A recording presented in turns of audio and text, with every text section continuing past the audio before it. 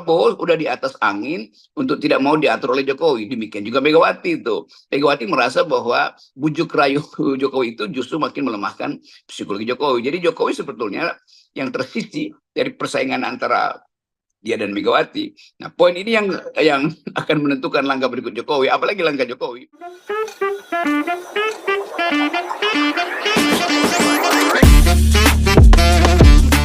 Jadi kita membaca sinyal ketakutan atau kegelisahan dari Pak Jokowi kalau dia tidak bisa terhubung kembali dengan PDIP, dan itu tidak mungkin karena Ibu Mega udah final, dan dia mulai merasa bahwa kekuasaan dia bahkan untuk mengatur pertemuan Prabowo dengan Megawati tidak lagi dipertimbangkan secara masuk akal oleh Pak Prabowo. Saya sebut secara masuk akal karena memang tidak masuk akal.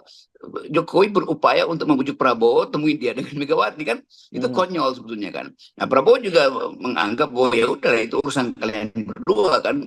Urusan Prabowo dengan Megawati adalah meneruskan politik supaya PDIP tetap punya sahabat, Gerindra tetap punya sahabat, kira-kira sahabat tanda petik di parlemen, supaya PDIP nggak terlalu kritis atau tidak terlalu cerewet terhadap polisi Prabowo nanti.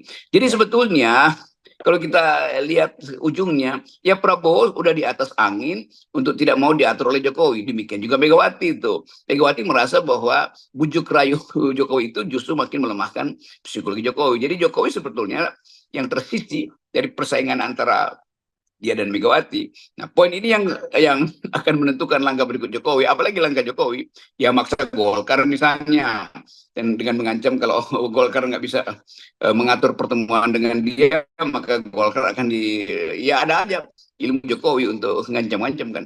Tetapi apapun ancaman Jokowi, karena kerusakan yang dibuat Jokowi terhadap PDIP dan terhadap demokrasi udah betul-betul in optima forma, udah betul-betul sangat parah, maka rakyat juga menganggap bahwa ya memang nggak usah ditemuin si Jokowi ini kan.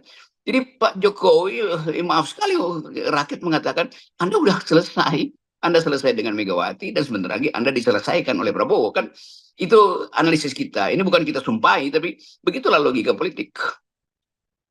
Jadi saya kira sebenarnya ada kesadaran juga dari Prabowo dan Gerindra lah situasinya itu. Kalau toh mereka tetap mengucapkan itu, memberikan sinyal kepada PDIP dan khususnya Ibu Megawati bahwa mereka tetap bersahabat. Tetapi mereka juga memahami ada handicap di situ. Karena kenapa kemudian menyebut bahwa itu yang didorong oleh... Nah, saya kira makin salah ketika dia itu didorong oleh Pak Jokowi. Nah, karena tahu didorong makin nggak mau Ibu Mega. Itu kan Jokowi juga tetap mau ambil keuntungan dari relasi ini kan. Lain kalau Jokowi mungkin diam-diam aja. Ini dia berkomentar, oh saya yang suruh Prabowo. Itu suruh apa? Bagi Prabowo saya bukan pesuruh. Demikian juga bagi Ibu Mega. Kalau Ibu Mega mengatakan bahwa ya Prabowo saya terima, tapi bukan karena pesan politik Jokowi. Tetap Jokowi itu sesuatu yang udah selesai di PDIP itu. Sementara Prabowo dihitung oleh PDIP secara pragmatis sebagai presiden baru. Jadi masuk akal kalau Megawati ketemu dengan Prabowo sebagai presiden baru, bukan sebagai orangnya Jokowi. Itu yang mesti clear dulu tuh bagi PDIP. Ya, jadi kalau toh Uca tadi yang menyatakan bahwa justru Pak Jokowi yang mendorong Pak Prabowo bertemu oleh Saiful Mujani, itu bisa juga itu diartikan bahwa itu sebenarnya pesan yang ingin disampaikan oleh Pak Jokowi begitu ya. Iya, itu kira-kira kayak orang yang udah nggak punya peran tapi masih berupaya signifikan. Kan konyol juga kalau Ibu Mega terima pesan itu, oh jadi Pak Prabowo itu disuruh oleh Jokowi, kira-kira Ibu tanya begitu. Terus Prabowo bilang apa? Iya, kan nggak mungkin Prabowo bilang iya, karena Prabowo tahu artinya sense of leadership-nya hilang kan, nggak ada kan. Jadi bukan Prabowo yang jadi semacam jembatan, tapi Jokowi sendiri yang memutuskan jembatan itu, dan bagi Megawati ya udah Anda udah selesai. Itu dasarnya di situ. Jadi kita balik lagi pada kegelisahan Jokowi karena dua sahabat ini, Prabowo dan Megawati, sama-sama punya etika, sementara dia itu tidak punya etika sebetulnya kan. Poin kita dari awal adalah Jokowi ngeprank Ganjar.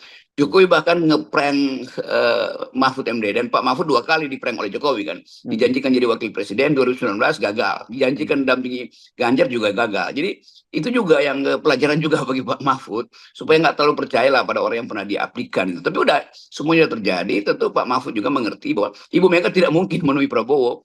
menemui Jokowi itu, karena Mega tahu bahwa Jokowi itu ngakalin Pak Mahfud. Kan juga ada perasaan Ibu Mega untuk melindungi Pak Mahfud. Kan Pak Mahfud dipermalukan 2 kali oleh Jokowi kan.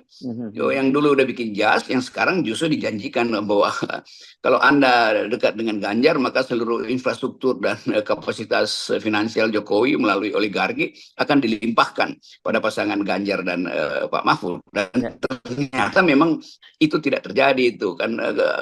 Jadi partai yang kehilangan kapasitas, sangat minim sebetulnya, bahkan uang yang dikumpulkan mungkin dari internal itu nggak cukup. Karena siapa? Ya karena gara-gara Jokowi. Karena Jokowi tiba-tiba memindahkan berangkasnya ke Pak Prabowo.